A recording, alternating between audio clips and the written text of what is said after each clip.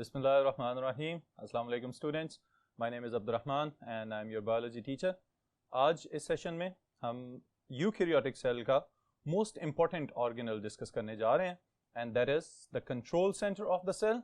This is nucleus. Okay, तो इसके components और इसके फंक्शंस को देखते हैं बोर्ड पे.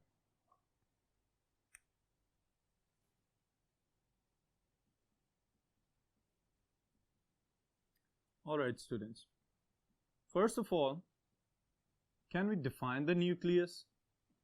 क्या न्यूक्लियस को एक जुमले की तारीफ में बंद किया जा सकता है? Yes, हम इसको डिफाइन कर सकते हैं. It is the control center of a cell that contains the genetic material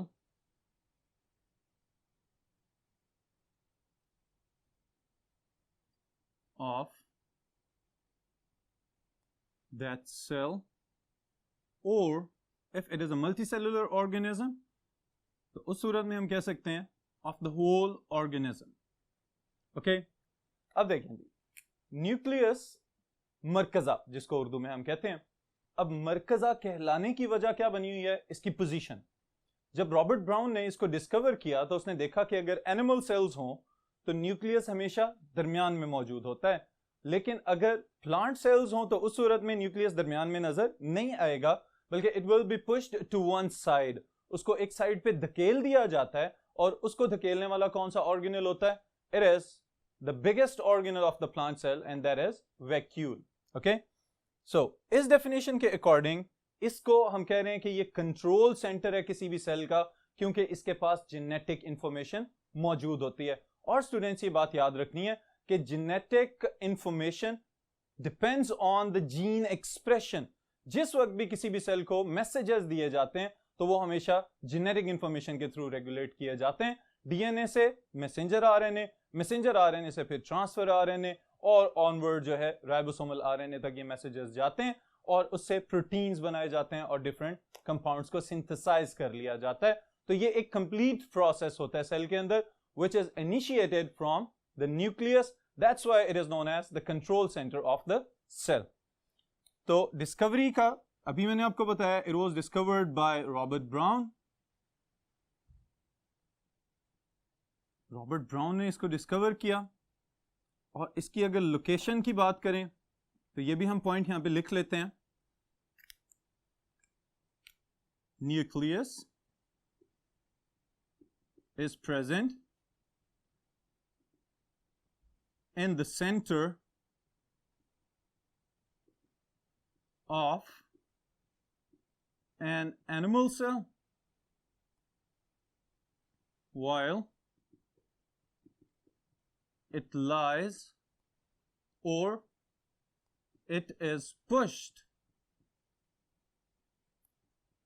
to one side, or we can say periphery of the cell in plant cell. Animal cell के दरमियान में मौजूद है और उसको दरमियान में मेंटेन करने के लिए इंटरमीडिएट फिलामेंट्स की स्पेशलाइज्ड प्रोटीन्स मौजूद होती हैं, that are known as lamins. Okay, तो वो इस न्यूक्लियस की सेंट्रल पोजीशन को मेंटेन करने में हेल्पफुल हैं, जबकि प्लांट सेल्स के अंदर ऐसा नहीं है. वैक्यूल ने उसको आगे की तरफ धकेल दिया हुआ है. देन स्टूडेंट्स, जो इंपॉर्टेंट बात है कि क्या सब सेल्स के पास एक ही न्यूक्लियस होता है? नो. हो सकता है कुछ सेल्स ऐसे हों कि सिर्फ सेल डिवीजन के लिए उनको न्यूक्लियस की जरूरत हो, जब वो मैच्योर हो जाते हैं तो उनके पास कोई भी न्यूक्लियस ना होता हो. और कुछ सेल्स ऐसे भी हो सकते हैं कि जो थ्रू आउट अपनी लाइफ एक ही न्यूक्लियस के साथ गुजारा कर जाते हैं, और कुछ सेल्स दो या दो से ज्यादा न्यूक्लियाई पे मुश्तमिल हो सकते हैं. तो इसके लिए डिफरेंट कंडीशंस हैं और ये टर्म्स मैं अभी आपके लिए लिख रहा हूं बोर्ड के ऊपर. ऑब्जेक्टिव के पॉइंट ऑफ व्यू से ये टर्म्स इंपॉर्टेंट हैं. First of all it is a nucleate condition. किसी भी सेल को हम ए न्यूक्लिएट कब कहते हैं? उस सूरत में when there is no nucleus in the cell. और इसके लिए बेस्ट एग्जांपल कौन है? हमारे erythrocytes. Erythrocytes the red blood cells. Red blood cells जब मेच्योर हो जाते हैं तो they do not have any nucleus inside their cytoplasm, और इनके अंदर से जो न्यूक्लियस है उसको हटा दिया जाता है। What could be the possible reason? इसकी वजह क्या है? To increase the surface area for haemoglobin, और हीमोग्लोबिन ऑक्सीजन एब्जॉर्प्शन में मददगार होता है। Alright students, then the second type is mononucleate condition. Mono, एक. Those cells which complete their life cycles with only one nucleus. एक ही nucleus के साथ सारे के सारे लाइफ साइकिल को कंप्लीट करने वाले जो सेल्स हैं, they are known as mononucleate cells. हमारे बहुत सारे सोमेटिक सेल्स हैं, they are always mononucleate. Then the third condition is binucleate,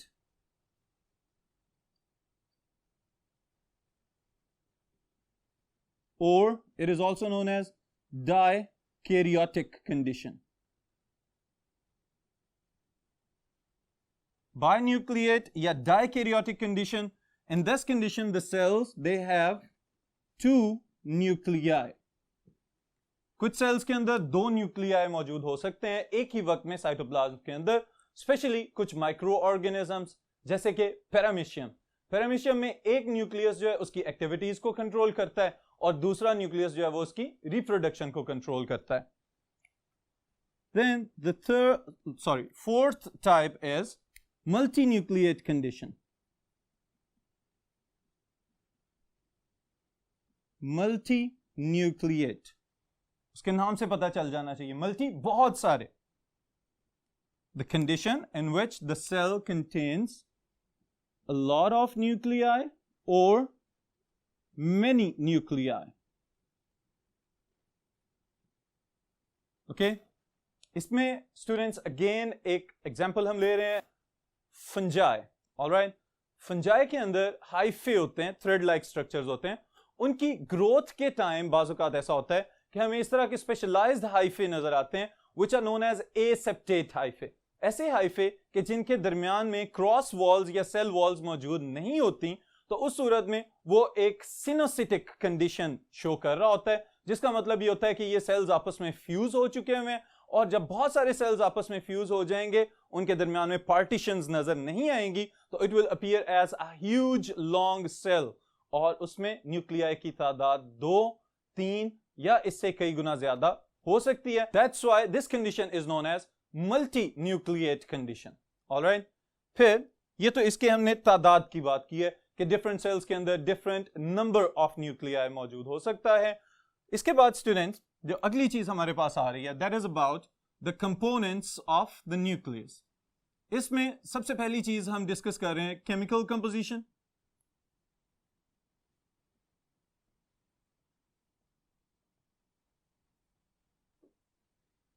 okay, chemical composition के एतबार से the nucleus it is made up of RNA, it is made up of DNA, it is made up of some specialized proteins and enzymes. All right students, अब ये जो हमने यहाँ पे chemical composition लिखी है न्यूक्लियस की, इसका मतलब ये नहीं है कि बस ये मॉलिक्यूल्स ही मौजूद हैं इसके अंदर, ओके, बल्कि ये इंटीग्रेट होके फर्दर स्पेशलाइज्ड स्ट्रक्चर्स बना रहे हैं, और उन स्ट्रक्चर्स को अब हम स्टेप बाय स्टेप एक एक करके स्टडी करते हैं। The first one is nuclear envelope.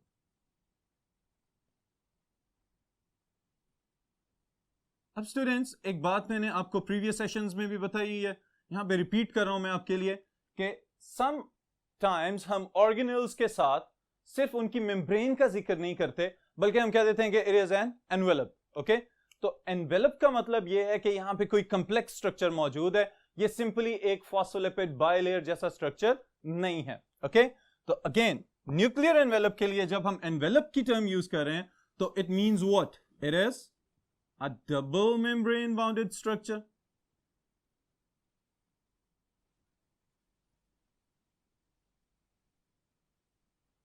It is a double membrane bounded structure. Inner membrane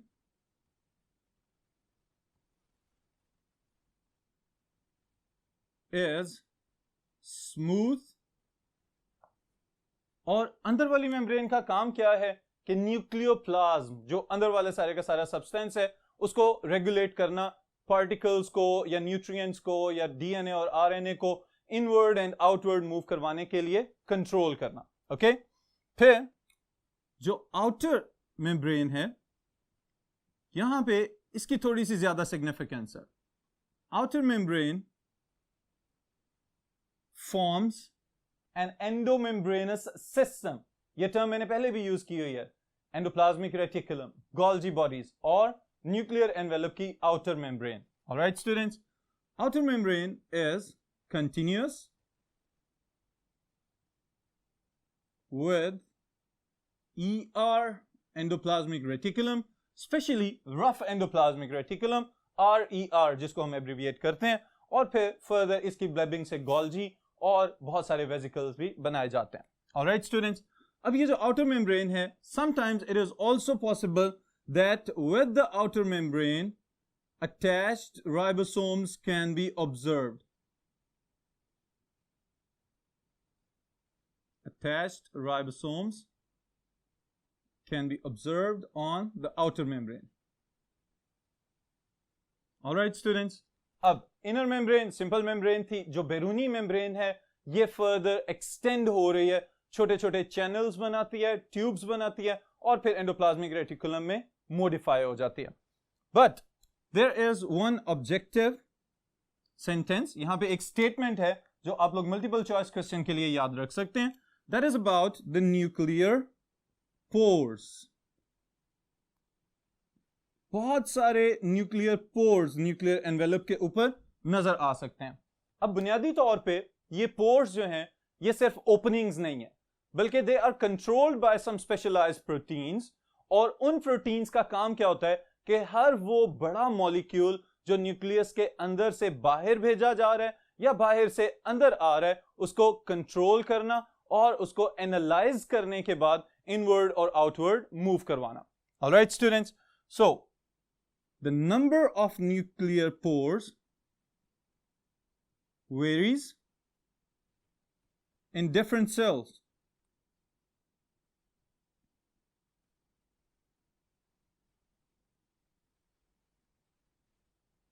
Okay, students, especially the undifferentiated cells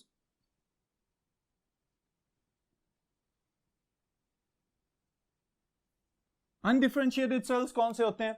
वो सेल्स जो अभी तक अपनी इमेच्योर फॉर्म में मौजूद हैं और उनको किसी स्पेसिफिक फंक्शन के लिहाज से स्पेशलाइज नहीं किया गया. They are known as undifferentiated cells. Alright, for example egg cells जो होते हैं, ठीक है. फिर इसके साथ ही साथ एग सेल्स के साथ अगर हम अपनी बॉडी के अंदर देखें तो नियोनेट्स के अंदर जो बच्चे होते हैं छोटे, उनके अंदर स्टेम सेल्स मौजूद होते हैं. ये सारे के सारे जो सेल्स हैं they are undifferentiated cells. Okay, undifferentiated cells के अंदर देखा गया है कि there can be up to 30,000 nuclear pores on the nuclear envelope. Okay, ये किसकी बात कर रहे हैं हम? वो सेल्स जो अभी तक किसी मखसूस काम के लिहाज से स्पेशलाइज नहीं किए जा सके, उनके अंदर इतने ज्यादा न्यूक्लियर पोर्स हो सकते हैं क्योंकि frequently genetic information in and out transfer हो रही होती है, तो इस वजह से न्यूक्लियर पोर्स की तादाद ज्यादा होगी. Then if we talk about the differentiated sales,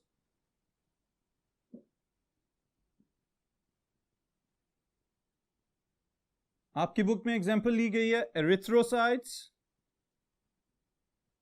erythrocytes are what? Red blood sales.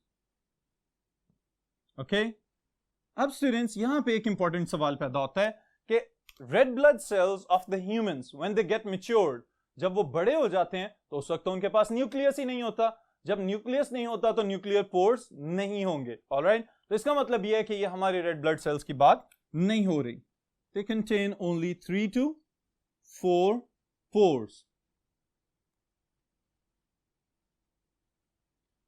Okay students, अब इस इंफॉर्मेशन से हमें यह पता चलता है कि ना सिर्फ ये कि different stages of the life cycle of the same cell, बल्कि in different groups of living organisms, number of nuclei and number of nuclear pores can vary. Okay, इनकी तादाद मुख्तलिफ हो सकती है। न्यूक्लियाई खुद भी एक या एक से ज्यादा हो सकते हैं, और न्यूक्लियर एनवेलप के ऊपर जो पोर्स मौजूद हैं, जो सुराख मौजूद हैं, they can also very in their number, उनकी तादाद भी कम से कम और ज्यादा से ज्यादा तक भी पॉसिबल है। Alright, then after the nuclear pores अगर हम बात करें, the ground substance that is present within the nuclear envelope, nuclear envelope के अंदर जो ग्राउंड सब्सटेंस मौजूद है वो क्या कहलाता है?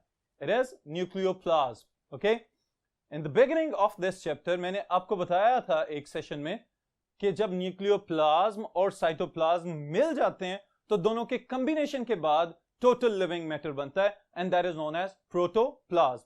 तो इस लिहाज से nucleoplasm is an important ground substance कि जो कंट्रीब्यूट कर रहा है towards the survival of a living organism. Alright students, तो अगर इसको डिफाइन करना हो तो सिंपली हम इसको कहते हैं the ground substance present within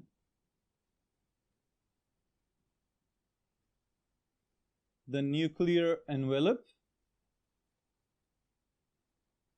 and contains chromatin,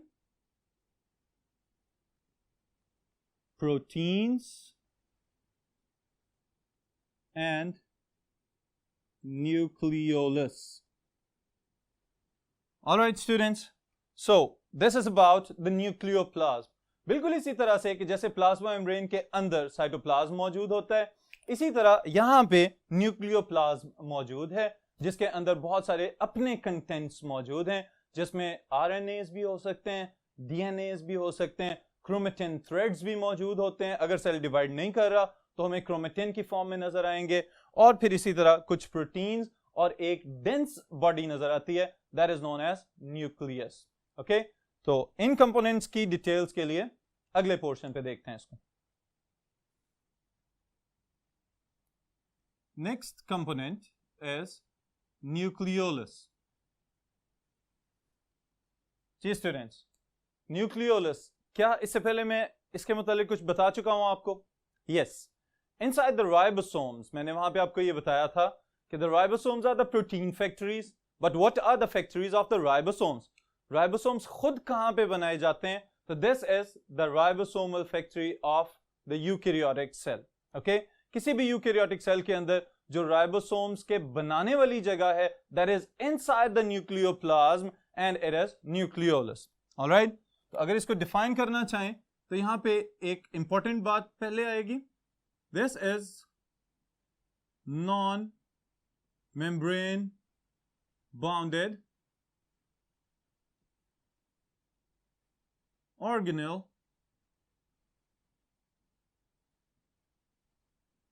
of a eukaryotic cell.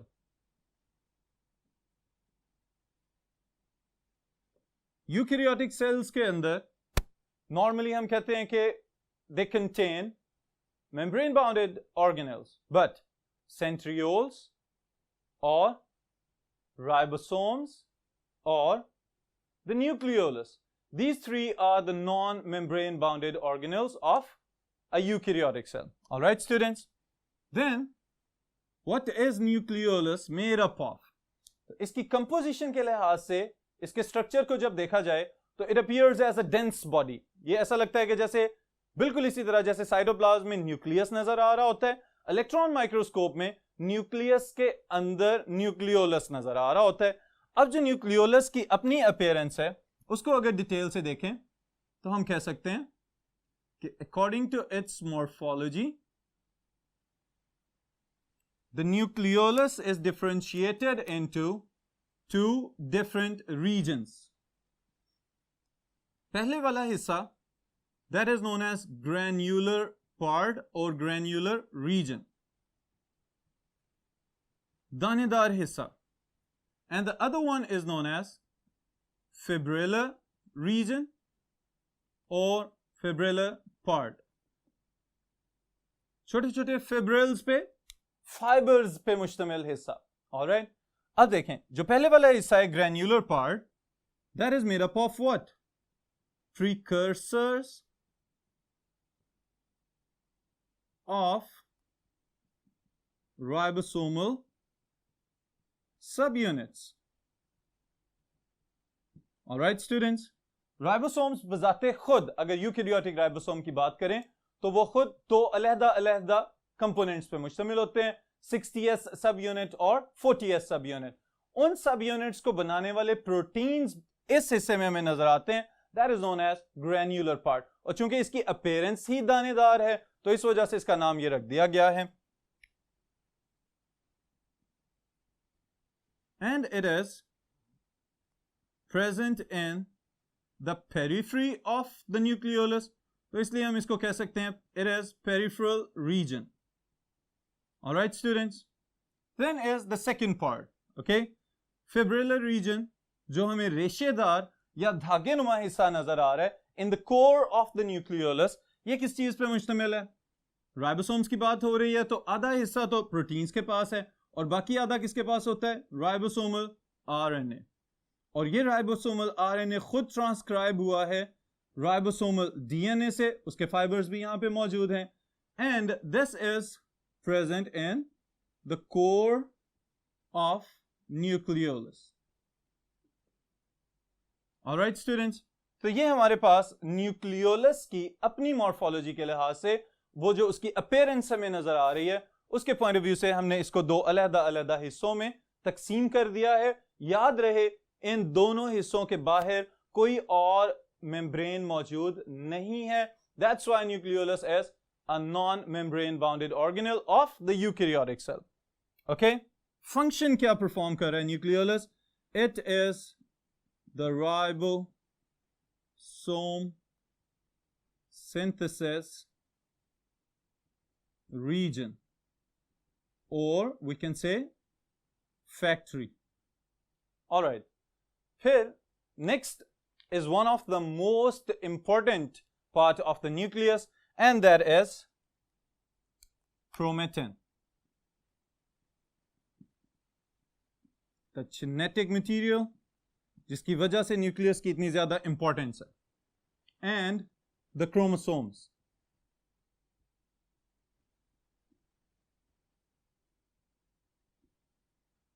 Ji students, अब ये जो दोनों टर्म्स मैंने यहां पे लिखी हैं, the first one chromatin and the second one chromosomes, क्या ये दोनों एक ही चीज है या फिर मुख्तलिफ स्ट्रक्चर्स के नाम है? Okay, chemically we can say that they are same, एक ही चीज के नाम हो सकते हैं, बट स्ट्रक्चरली इन दोनों के अंदर stages of the life cycle of the cell और उसके साथ ही साथ इनके एक्सप्रेशन के लिहाज से डिफरेंस है. Number one, chromatin.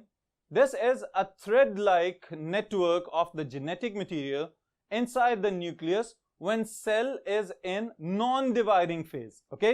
वो condition जब सेल अभी तकसीम नहीं होना शुरू हुआ उस वक्त जो हमें सेल नजर आता है, जो न्यूक्लियस जो नजर आता है, इस न्यूक्लियस के अंदर क्रोमेटिन के धागे नजर आते हैं और वो डीएनए और प्रोटीन्स पे मुश्तमिल है. ओके? फिर जो दूसरी तरफ क्रोमोसोम्स हैं, ये हमें कब नजर आना शुरू होंगे? जब सेल डिवाइड करना स्टार्ट कर दे, सेल डिवीजन की बिगिनिंग हो, तो उस वक्त क्रोमेटिन नेटवर्क कॉम्पैक्ट हो जाता है और जो कंडेंसेशन के बाद हमें बॉडीज नजर आती हैं, they appear to be having arms and a central point that is known as centromere. जो बाजू हमें इनके नजर आते हैं, दे आर क्रोमेटिड्स, और जो दरमियान वाला हिस्सा है that is known as centromere, जो कि स्पेशलाइज्ड प्रोटीन्स पे मुश्तमिल होता है. अब स्टूडेंट्स, जो क्रोमेटिन है, it is made up of what? It is made up of DNA and specialized proteins, histones. Okay? Chromosomes, chemical composition इनकी भी same है, but the chromatin is thread-like network, और जो chromosomes हैं, they are compact bodies. Okay? फिर the chromatin, it is sometimes differentiated into two regions, okay, or two parts we can say. एक हिस्से को हम कहते हैं euchromatin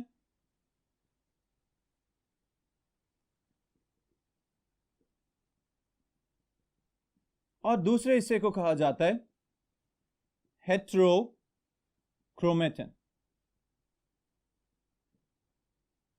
okay students, euchromatin chromatin material का वो वाला हिस्सा जो जनरेशन आफ्टर जनरेशन एक्सप्रेस होता चला जा रहा है, ओके और हेट्रोक्रोमेटिन वो वाला डेंस पार्ट या वो वाला कॉम्पैक्ट रीजन जो जनरेशन आफ्टर जनरेशन नॉर्मली अपने आप को एक्सप्रेस नहीं करता। तो ये क्रोमेटिन मटेरियल के अंदर ये 2 पॉइंट्स का इजाफा कर लें आप। Then when we talk about the chromosomes, तो हम क्रोमोसोम्स की एक्सप्लेनेशन में ये बात शामिल कर रहे हैं कि ये बना किस किस चीज का हुआ है। तो it is made up of chromatids जो इसके बाजू होते हैं, एंड द सेंट्रोमेयर।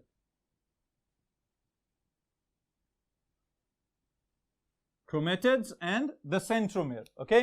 क्रोमेटिड्स वाला पार्ट जो कि हिस्टोन्स और डीएनए पे मुश्तमिल है, कॉइल्ड और फिर सुपर कॉइल्ड स्ट्रक्चर्स की फॉर्म में नजर आता है। सेंट्रोमेयर के अंदर स्पेशलाइज्ड ट्यूबुलिन प्रोटीन्स होते हैं और काइनेटोकोर रीजन्स होते हैं जहां पे स्पिंडल फाइबर्स आके अटैच होते हैं और फिर इनको पुल करते हैं टुवर्ड्स द ऑपोजिट पोल्स ताकि क्रोमोसोम्स इक्वली डिस्ट्रीब्यूट हो जाएं और फिर सेल जो है उसके अंदर जेनेटिक इंफॉर्मेशन को ट्रांसफर किया जा सके when they will be the daughter cells. Alright students, then chromosomes में एक बड़ी अहम बात और वो क्या है कि the number of chromosomes for specific species is always specific, okay.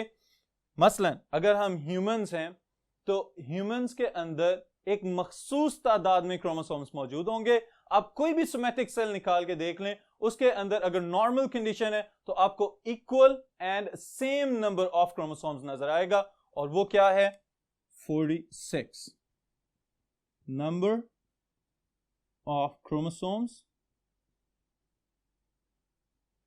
Is specific for a specific species. Okay? For example, humans have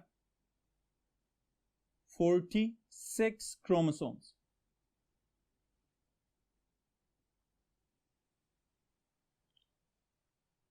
इसी तरह से डिफरेंट लिविंग ऑर्गेनिजम्स के अंदर और ज्यादा डिफरेंट तादाद में क्रोमोसोम्स मौजूद हो सकते हैं। इनकी एग्जांपल्स हम अभी देखते हैं इसी बोर्ड के पहले हिस्से के अंदर। जी स्टूडेंट्स, सो मैं एक प्रॉपर एनलिस्ट कर रहा हूं इस चीज को। ह्यूमंस की एग्जांपल हम पहले वहां पे ले चुके हैं लेकिन मैं यहां पे दोबारा से नोट कर रहा हूं। Humans they contain 46 chromosomes, okay? Then Drosophila melanogaster, fruit fly जिसको हम कहते हैं, it contains 8 chromosomes. Then potato, aloo, it contains 48 chromosomes. Then is chimpanzee,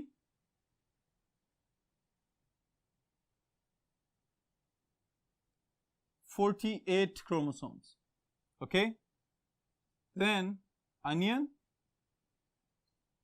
it contains 16 chromosomes. Then is frog, it contains 26 chromosomes. Okay students, अब ये जो सारे के सारे कुछ एग्जांपल्स मैंने यहाँ पे आपके लिए लिस्ट किए हैं, लिविंग ऑर्गेनिजम्स हैं, एनिमल्स हैं और साथ उनके क्रोमोसोम्स की तादाद है। अब इसमें मैं 2 पॉइंट्स का इजाफा करने लगा हूं। अगर आप इसी लिस्ट को गौर से देखें, पोटैटो और चिंपैंजी के अंदर क्रोमोसोम नंबर बिल्कुल सेम नजर आ रहा है। अब स्टूडेंट्स, जो क्रोमोसोम्स की तादाद है वो तो सेम है, लेकिन क्या ये लिविंग ऑर्गेनिजम्स एक जैसे हैं? No. Potato is a plant और चिंपैंजी इज एन एनिमल। तो इसका मतलब है कि कहीं ना कहीं कोई डिफरेंस तो जरूर है, और वो डिफरेंस एक बहुत आसान सा जवाब है इस सवाल का कि they contain different genetic information. Okay? तो इसका मतलब यह है क्रोमोसोम्स की तादाद अगर सेम हो भी जाए तो जेनेटिक इंफॉर्मेशन इनकी डिफरेंट होगी एक दूसरे से, तो उसकी बुनियाद पे लिविंग ऑर्गेनिजम्स में वेरी, इनमें इख्तलाफ पाया जा सकता है या ये मुख्तलिफ हो सकते हैं। ओके? फिर उसके बाद स्टूडेंट्स दूसरा पॉइंट जो इसके साथ मैं आपको बताना चाहता हूं वो ये है कि ये जितने भी क्रोमोसोम्स के नंबर हमने लिखे हैं यहां पे, this condition is known as diploid condition. Okay, ये टर्म्स आप लोग पहले पढ़ चुके हुए हैं अपनी प्रीवियस क्लासेस के अंदर, लेकिन इसको मैं यहां पे आपके लिए एक्सप्लेन कर रहा हूं दोबारा से, ताकि आपका कंसेप्ट डेवलप हो जाए क्रोमोसोम्स की तादाद के लिहाज से. नाउ डिप्लॉयड जिसको हम कहते हैं, it is actually diploid. Okay, कि क्रोमोसोम्स की तादाद डबल हो चुकी हुई है, a complete set of chromosomes. Okay, for example अगर ह्यूमंस की बात करें तो 46 is the diploid number of chromosomes. तो इसका हेप्लॉयड कितना होगा? Half of the complete set of chromosomes. तो इट इज ऑलवेज 23. ओके, 46 को हम कहते हैं this is present in the somatic cells, or 23 it is present in the germ cells that are sperms and egg cells. Okay students, so इसी तरह humans के साथ बाकी living organisms को देखें. Drosophila, if it has 8 number of chromosomes in its somatic cell condition, तो इसके sperms और एग्स या इसके जो जर्म सेल्स हैं या गेमीट्स जिनको हम कहते हैं, उसके अंदर क्रोमोसोम्स की तादाद हाफ हो जाएगी, हेप्लॉयड हो जाएगी, इट विल बिकम 4. पोटैटो के अंदर 48 को डिवाइड कर लें आप 2 से, तो it will B 24. Yes, okay, तो इनके साथ ही मैं इनकी हेप्लॉयड कंडीशन लिखता जा रहा हूं. 46 it will become 23, 8 it will become 4, 48 will become 24, 48 it will become 24, onion it will become 8, and in the frog it will be 13. All right students, इनको हम represent करते हैं दो अलग-अलग symbols के साथ. This condition is called 2n, the diploid condition, and this is called n or 1n, that is the haploid condition. Okay students, so chromosomes और chromatin nucleus के इंपॉर्टेंट कंपोनेंट्स हैं, लेकिन जब हमने इनको इलेक्ट्रॉन माइक्रोस्कोप के साथ देखना होता है तो इस तरह से थ्रेड्स या ये डेंस स्ट्रक्चर्स हमें नजर नहीं आते. इनको क्लियरली देखने के लिए स्टेन किया जाता है, इनको कलर करना जरूरी है. जैसे कि आपकी बुक के अंदर फिगर बनी हुई है, उसमें आपको न्यूक्लियोप्लाज्म और न्यूक्लियस और इनर रीजन सारे का सारा वो ब्लूइश कलर नजर आ रहा है या वायलेट कलर सा नजर आ रहा है. That is because it is stained, उसको रंग चढ़ाया गया है ताकि उसके इन स्ट्रक्चर्स को मजीद अच्छे तरीके से देखा जा सके. तो उसके लिए बेसिक डाइज यूज की जाती हैं नॉर्मली, जैसे कि मिथाइलिन ब्लू एग्जांपल है हमारे पास एक बहुत अच्छी, जो कि बहुत ज्यादा यूज होती है staining for the nucleic acids में. ऑलराइट स्टूडेंट्स, तो क्रोमेटिन है या क्रोमोसोम्स हैं, because they have DNA, that's why they can be stained with these basic dyes to observe under electron microscope. Okay students, तो ये सब के सब कुछ बुनियादी बातें about the structure and the function of the nucleus, उसके components क्या क्या कर रहे हैं सेल के लिए और वो खुद किस किस चीज पे मुश्तमिल है. होपफुली आपको इस सब का बहुत ज्यादा फायदा होगा स्टडी करने से. इसमें पूरे टॉपिक के अंदर लॉन्ग क्वेश्चन, अगर पूरा ऐसे टाइप क्वेश्चन आ जाए तो आप इसको लॉन्ग क्वेश्चन के लिए प्रिपेयर करें. शॉर्ट क्वेश्चन इसमें न्यूक्लियोलस इंपॉर्टेंट शॉर्ट क्वेश्चन है, और क्रोमोसोम्स और ये जो नंबर ऑफ क्रोमोसोम्स वाला पोर्शन हमने देखा है एंड पे, it can be included as multiple choice questions. Alright students, फिर इंशाल्लाह मुलाकात होगी नेक्स्ट सेशन में नेक्स्ट टॉपिक के साथ.